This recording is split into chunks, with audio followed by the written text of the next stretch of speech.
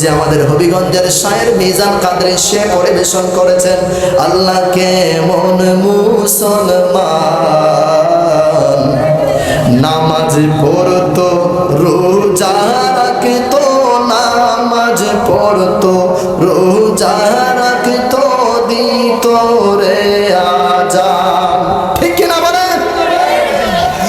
আল্লাহ কেমন মুসলমান, দাড়ি টুপি পাগড়ি ছিল, ছিল না ঈমান। আল্লাহ কেমন মুসলমান, দাড়ি টুপি পাগড়ি ছিল, ছিল না ঈমান।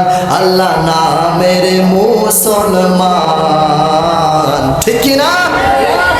দাড়ি টুপি পাগড়ি ছিল, ছিল না ঈমান।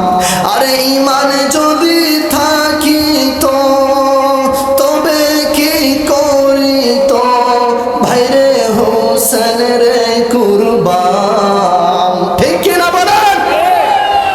যদি ঈমান থাকতো, ঈমানদার হলে কখনো একজন মুসলমান হয়ে অন্য মুসলমানকে হত্যা করতো না। কথা বলেন ঠিক কিনা?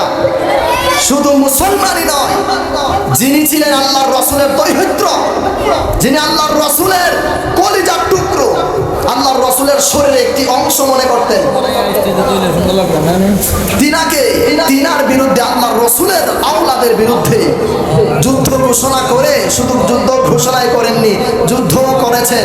যুদ্ধ করে ইমাম হুসাইন রাদিয়াল্লাহু তাআলা আনহুর সঙ্গী সাথী যারা ছিল সকলকে শহীদ করেছেন। নাউযুবিল্লাহ। তো তাদের কি ঈমান আছে? এজন্য তো বলেছে ঈমান যদি থাকিত তবে কি করিত, ভাইরে হোসেন রে কুরবান। আল্লাহ নামের মুসলমান, দাড়ি টুপি পাগড়ি ছিল, ছিল না ঈমান। আল্লাহ কেমন মুসলমান, নামাজ পড়তো রোজা রাখতো, নামাজ পড়তো রোজা রাখতো, দিত রে আজান। এই আজানের কোনো লাভ হবে? ও মুসলমান রে,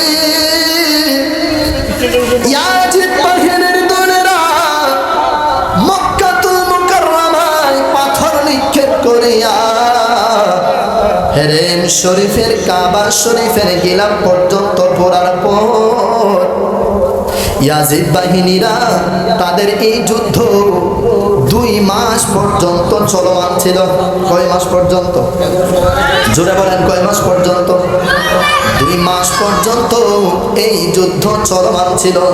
এটা ইমাম হুসাইন রাদিয়াল্লাহু তাআলা আনহুর শাহাদাতের পর তারা মদিনাতুল মুনাওয়ারা ধ্বংস করলো, মদিনাতুল মুনাওয়ারা নোংরা করলো। এরপর তারা মক্কাতুল মুকাররমায় গেল। মক্কাতুল মুকাররমায় তারা টানা 2 মাস পর্যন্ত যুদ্ধ করলো। 2 মাস যুদ্ধ করার পর, যুদ্ধ চলাকালীন সময়ে